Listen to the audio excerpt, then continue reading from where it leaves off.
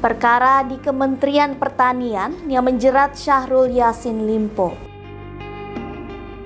Menpora Dito Aryo Tejo terima 27 miliar rupiah dan terancam didepak dari kabinet.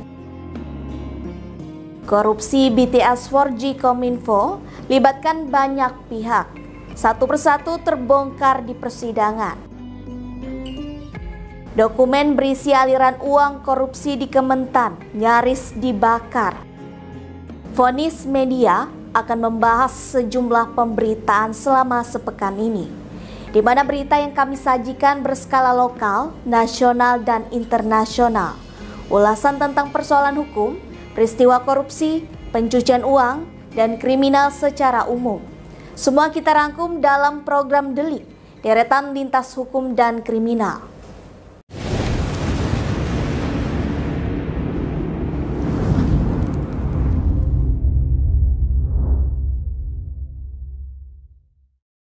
Kepala Bagian Pemberitaan KPK, Ali Fikri menyatakan, tim penyidik masih terus mengumpulkan dan memperkuat alat bukti terkait kasus korupsi yang menyeret nama Menteri Pertanian Syahrul Yassin Limpo.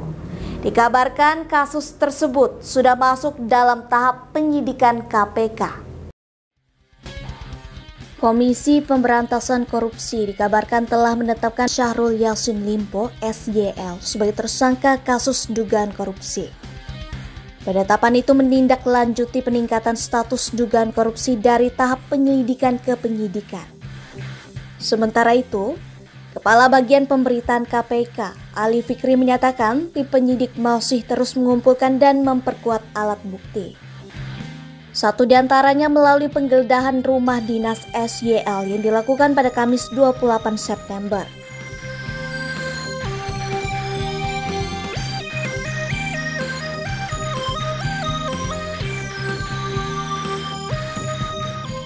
Diketahui Syahrul sudah pernah diperiksa KPK pada 19 Juni lalu. Kala itu ia diperiksa kurang lebih selama 3 jam. PLT Deputi Penindakan dan Eksekusi KPK, Asep Guntur Rahayu pernah menyampaikan bahwa ada 3 klaster dugaan korupsi yang tengah didalami di lingkungan Kementan. Dia menyampaikan itu usai Syahrul Yassin Limpo diperiksa pada 19 Juni lalu. Berdasarkan informasi yang ada, KPK menyepakati Yassin Limpo dan 2 pejabat Kementerian Pertanian lainnya sebagai tersangka.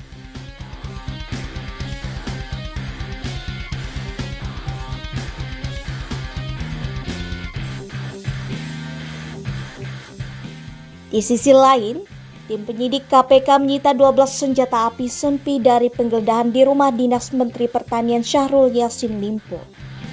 Dijelaskan Ali, saat menemukan senpi tersebut, pihaknya langsung berkoordinasi dengan Polda Metro Jaya. Ia pun enggan membeberkan jenis apakah senpi yang ditemukan di rumah dinas Syahrul Yassin Limpo. Berdasarkan informasi, 12 senpi tersebut saat ini dititipkan di Polda Metro Jaya untuk selanjutnya diselidiki keabsahannya. Penggeledahan rumah dinas Syahrul Yassin Limpo di Jalan Widya Chandra, Jakarta Selatan tersebut digeledah saat politikus senior Partai Nasdem itu tengah ada kunjungan kerja di luar negeri. Selain menyita 12 senjata api, penyidik juga menyita uang tunai dengan jumlah puluhan miliar dalam bentuk mata uang rupiah dan mata uang asing. Ada pula sejumlah dokumen terkait seperti catatan keuangan dan dokumen aset dalam nilai ekonomis. Penyidik bahkan membawa alat penghitung uang saat penggeledahan demi bisa menghitung langsung uang secara akurat yang akan disita mereka. Ali mengungkapkan, penyidik juga masih membuka peluang memanggil para pihak yang dikabarkan sudah sebagai tersangka, salah satunya Syahrul Yassin Limpo. Nama Menteri Pemuda dan Olahraga, Dito Aryo Tejo, disebut-sebut dalam persidangan kasus korupsi BTS 4G Kominfo. Dalam sidang lanjutan perkara korupsi BTS 4G, terdakwa Komisaris PT Solites Media Sinergi, Irwan Hermawan menyebut telah menyerahkan uang sejumlah 27 miliar rupiah kepada Dito Aryo Tejo. Meski begitu, Menteri Pemuda dan Olahraga Dito Aryo Tejo akan bersikap kooperatif dan siap hadir jika dipanggil dalam persidangan. Menteri Pemuda dan Olahraga Dito Aryo Tejo dipastikan belum bisa tenang hingga persidangan kasus korupsi proyek penyediaan infrastruktur BTS 4G dan pendukung paket 1, 2, 3, 4, dan 5 Bakti Kominfo 2020 hingga 2022 usai. Pasalnya, Dito Aryo Tejo menjadi salah satu pihak yang dituding menerima aliran dana korupsi BTS 4G.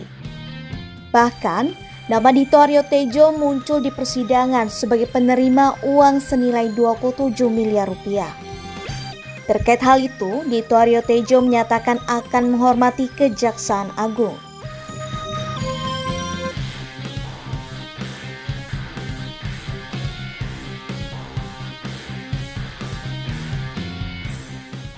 Dito juga menerangkan akan bersikap kooperatif dan siap hadir jika dipanggil dalam persidangan.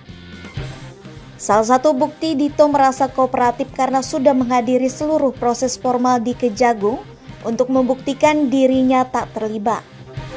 Di kesempatan itu, Dito juga menyebut seluruh fakta persidangan sudah sesuai dengan berita acara pemeriksaan BAP yang diklarifikasi berdasarkan keterangan yang diketahui dia.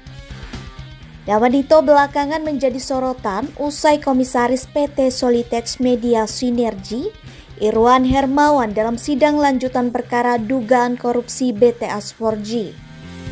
Irwan menyebut telah menyerahkan uang sejumlah 27 miliar rupiah ke seseorang bernama Dito Aryo Tejo. Pernyataan Irwan muncul setelah Ketua Majelis Hakim Fahzal Henry mencecar dia terkait pengeluaran dana yang coba dilakukan untuk menutupi kasus dugaan korupsi. Dito diduga pihak terakhir yang diberikan uang puluhan miliar rupiah dalam rangka pengamanan kasus tersebut. Irwan mengungkapkan, uang puluhan miliar itu dititipkan melalui seseorang bernama Resi dan Windy untuk diberikan ke Dito. Selain kepada Dito, ia juga mengaku pernah memberikan 15 miliar rupiah kepada Edward Huta Hayan dan seseorang bernama Wawan sebanyak 2 kali pemberian sebesar 30 miliar rupiah. Terkait kasus ini, Kejaksaan Agung Republik Indonesia sebelumnya telah mendalami dugaan adanya aliran uang dalam kasus korupsi penyediaan infrastruktur menara BTS 4G melalui pemeriksaan Menteri Pemuda dan Olahraga Dito Aryo Tejo pada 3 Juli 2023.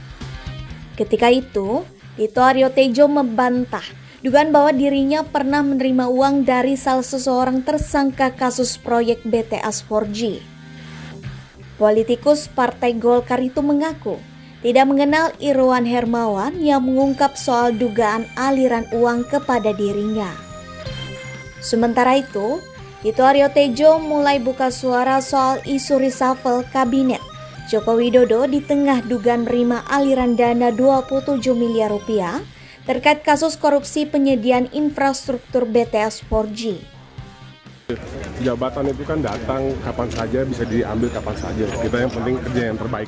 Setelah nama Dito Aryo Tejo disebut-sebut menerima dana korupsi BTS 4G, kini terdakwa Komisaris PT Solitex Media Sinergi Irwan Hermawan kembali menyebut telah menyalurkan uang kepada Komisi 1 DPR RI terkait kasus korupsi BTS 4G.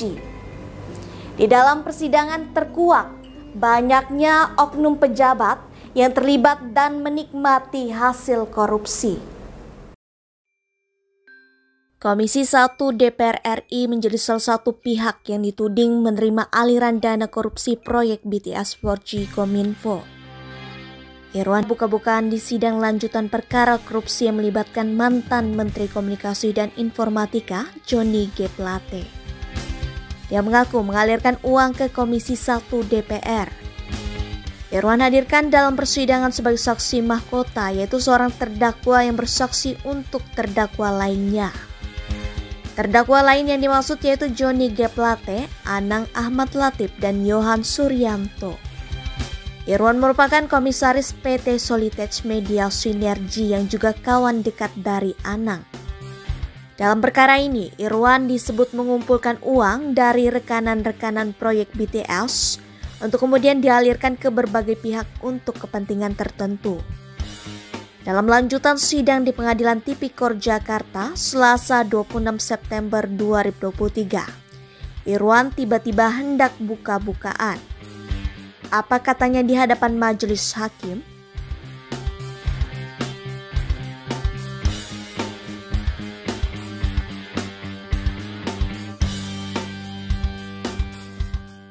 Irwan mengatakan keluarganya terancam dalam kasus ini karena sejumlah teror telah menyerang istrinya, termasuk teror non-fisik.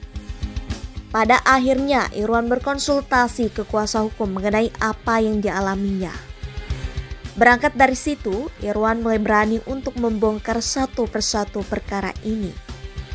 Saya sih dapat cerita dari Pak Anang bahwa beliau mendapatkan tekanan-tekanan tertentu karena terkait proyek BTS yang terlambat dan sebagainya.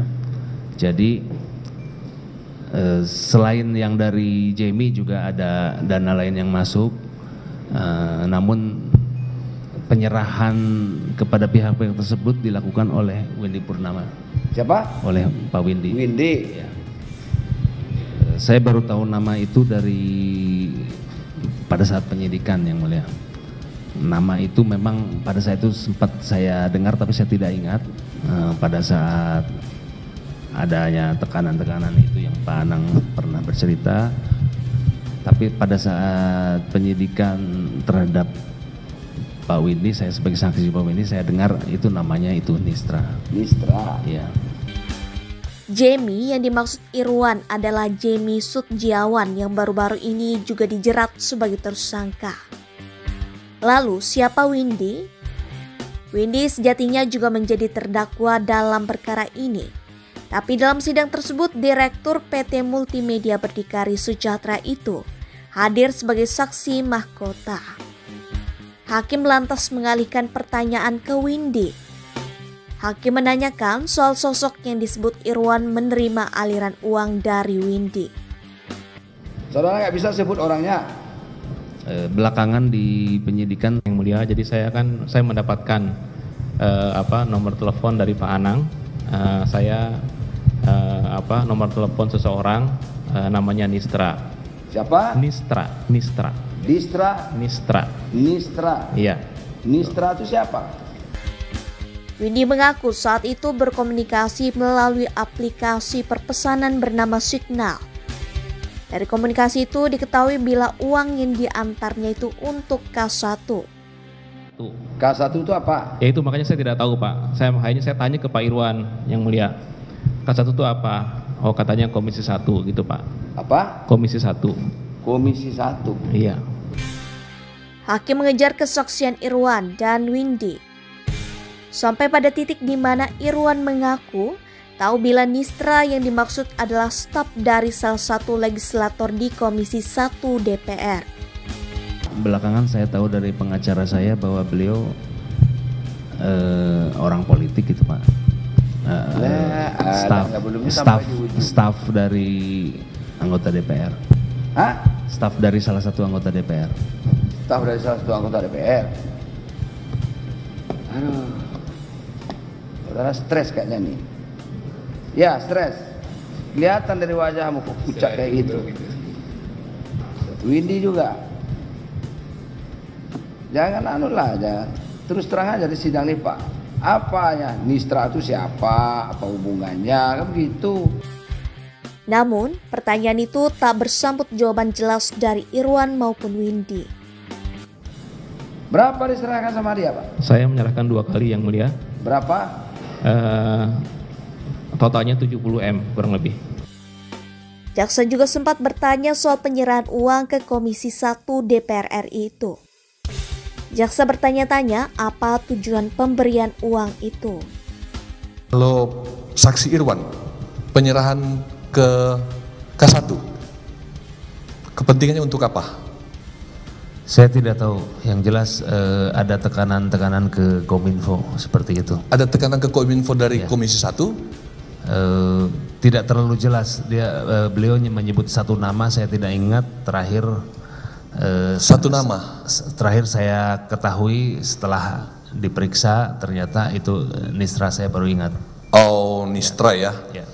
Terjadi upaya menghalangi proses penyelidikan yang dilakukan Komisi Pemberantasan Korupsi dalam kasus dugaan korupsi di Kementerian Pertanian.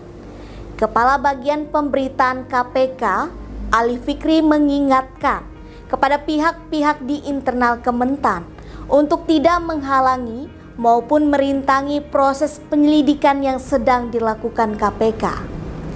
Ia menjelaskan saat tim penyidik KPK melakukan penggeledahan di gedung Kementan, tim penyidik mendapati adanya dokumen tertentu yang dikondisikan dan diduga akan dimusnahkan. Komisi Pemberantasan Korupsi mengungkapkan ada pihak tertentu yang berupaya merintangi proses penyidikan saat penggeledahan di kantor Kementerian Pertanian, Kementan RI. Kepala Bagian Pemberitaan KPK, Ali Fikri, mengingatkan kepada pihak-pihak di internal Kementan untuk tidak menghalangi maupun merintangi proses penyidikan yang sedang dilakukan KPK. Ia menjelaskan, saat tim penyidik KPK melakukan penggeledahan di gedung Kementan, tim penyidik mendapati adanya dokumen tertentu yang dikondisikan dan diduga akan dimusnahkan.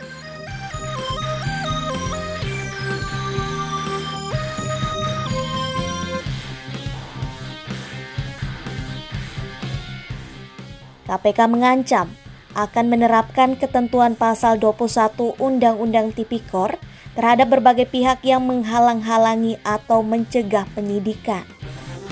Pasal itu berbunyi, setiap orang yang dengan sengaja mencegah, merintangi, atau menggagalkan secara langsung atau tidak langsung penyidikan, penuntutan, dan pemeriksaan di sidang pengadilan terhadap tersangka dan terdakwa ataupun para saksi dalam perkara korupsi, dipidana dengan pidana penjara paling singkat 3 tahun dan paling lama 12 tahun dan atau denda paling sedikit 150 juta rupiah dan paling banyak 600 juta rupiah.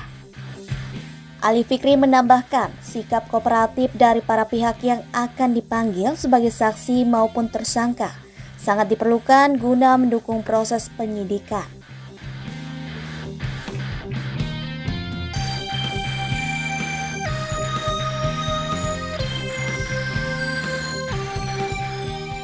Sebelumnya, Ali menyampaikan tim penyidik mengamankan sejumlah dokumen dan bukti elektronik saat menggeledah kantor Kementan, Jumat 29 September.